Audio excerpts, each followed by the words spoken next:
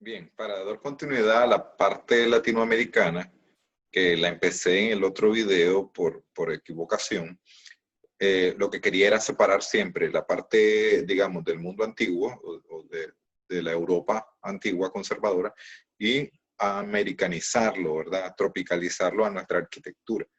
Entonces, para ello, separé las dos presentaciones, las dos partes, y vamos a ver lo que tiene que ver con América Latina. Ok, comencemos con Estados Unidos. Ya habíamos visto, ¿verdad? Que había una arquitectura, digamos, en Boston. En Boston, igual a finales del siglo XVIII, mediados del siglo XVIII, finales del siglo XVIII, Peter Harrison realiza esta capilla, esta iglesia. Aquí ya vamos a poder ver, digamos, un estilo neoclásico, pero al estilo norteamericano. Una medio mezcolanza entre, ¿cómo puede decirse? Entre románico bruto, ¿verdad? Con el ladrillo y el uso de la piedra. Y el uso adecuado de los órdenes clásicos, ¿verdad? Es una mezcla ecléctica entre neoclásico y un poco de románico, pero realmente por la época es un neoclásico, ¿verdad? Es un 1700. Luego vamos a tener la gran muestra de arquitectura neoclásica realizada para los emblemáticos edificios como el monumento, digamos, a Abraham Lincoln, ¿verdad? Y luego el Capitolio de Washington, ¿verdad? Es la muestra más espectacular de arquitectura neoclásica en Estados Unidos, en este caso, ¿verdad?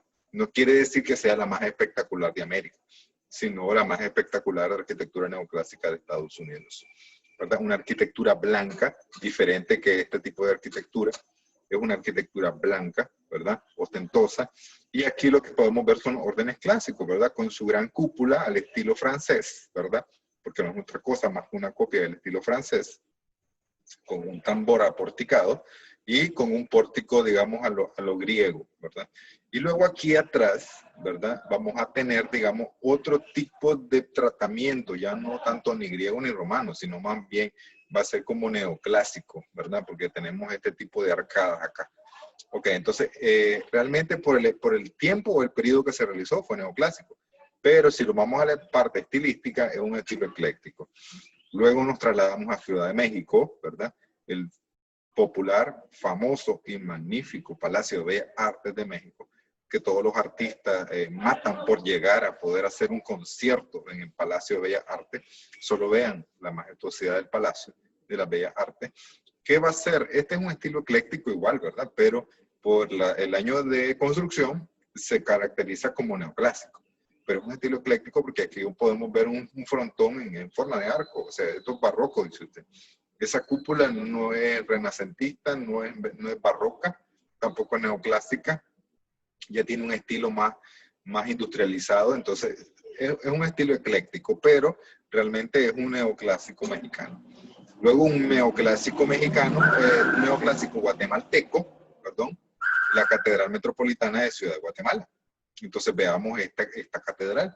Esta catedral no tiene, nosotros no tenemos nada que envidiar a nuestra arquitectura. Si se fijan, es como estar viendo, digamos, la catedral de Managua, la catedral vieja de Santiago, de los caballeros de Managua, la ruina, ¿verdad? Y también estar viendo como cualquier otra catedral, digamos la de Matagalpa. Matagalpa es esto que estamos viendo acá. Esto es en Guatemala, ciudad metropolitana. Luego vamos a tener, digamos, el Palacio Cultural de Ciudad de Guatemala. Esta es una magnífica obra de arte, ¿verdad? Neoclásica, pero por su, digamos, características arquitectónicas puede ser un renacentista neoclásico, por eso es un ecléctico, ¿verdad? Es un palacio de armas, obviamente por el periodo español, tiene balaustradas encima, lo que significa que es renacentista, pero además de eso tiene órdenes clásicos en las columnas, entonces quiere decir que es neoclásico. O sea, hay muchos factores que hay que analizar para poder decir, este edificio es, por su año de construcción, tal estilo, pero por sus elementos arquitectónicos puede ser tal estilo. Hasta los pináculos, miren, esto es de orden renacentista. Entonces, por eso hay que tener claro cuáles son los elementos, ¿verdad?, arquitectónicos a tomar en cuenta para poder discernir qué tipo de estilo es. Y a eso es lo que vamos ya al final de la asignatura. O sea, tener un bagaje cultural para poder decirle, esto es por el año de realización tal cosa, pero por sus elementos arquitectónicos tal cosa. Luego nos vamos a Camayahuela, Honduras, y vamos a tener el palacio, igual, la Escuela de Bellas Artes, un tipo palacio. Y si se fijan, ¿verdad? Es un poco más austero, pero sigue conservando los estilos clásicos, ¿verdad?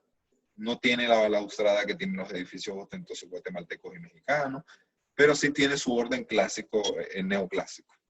Luego nos vamos a Costa Rica. ¿Qué hace Costa Rica? Si se fijan, ustedes ven esto acá. Esto lo puedo ver en la estación de trenes de la antigua Granada, aquí en Nicaragua, este elemento de acá. Pero este es el correo y los telégrafos en Costa Rica. Entonces, ¿es un estilo neoclásico? Es un estilo neoclásico por su año de construcción, pero realmente no es un neoclásico puro porque sigue utilizando sus formas curvas que no tienen nada que ver con el neoclásico, ¿verdad? Entonces, ahí sí sus elementos neoclásicos. Catedral Metropolitana de Costa Rica. Ya aquí sí puedo decir que hay un estilo neoclásico bastante bien hecho, ¿verdad? Porque no hay ornamentación, pero, ¿verdad? Siguen utilizando frontones partidos al estilo barroco. Por eso es un ecléctico neoclásico. Ahora fíjense en esto.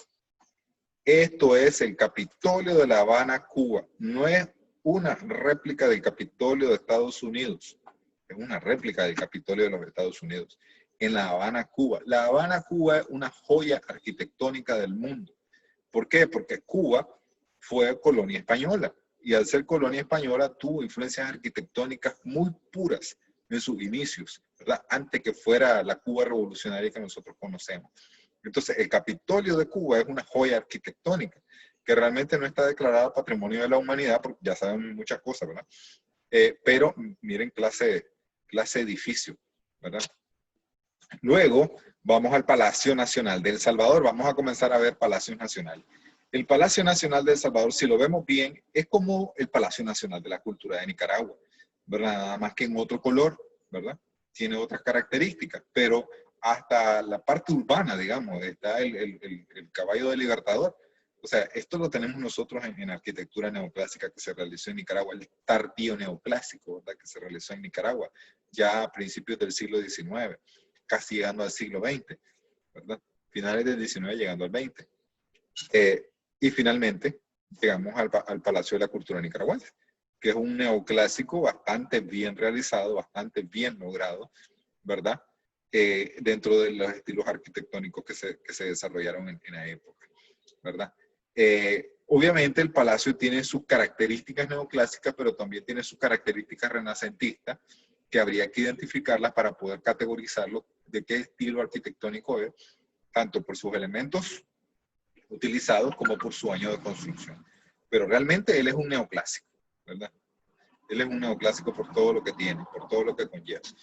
Y hasta aquí, esto era lo que yo quería presentarles sobre América Latina, que es importante separarlo de la Europa, porque la Europa obviamente tiene más poder económico y tiene otras características, digamos, para realizar arquitectura.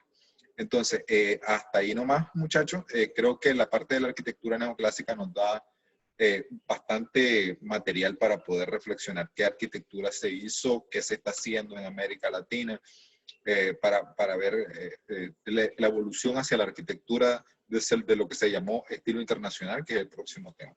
Es la arquitectura moderna, ¿verdad? Que es donde nos vamos a centrar para poder hacer elementos arquitectónicos de crítica arquitectónica. Y hasta ahí. Entonces los dejo.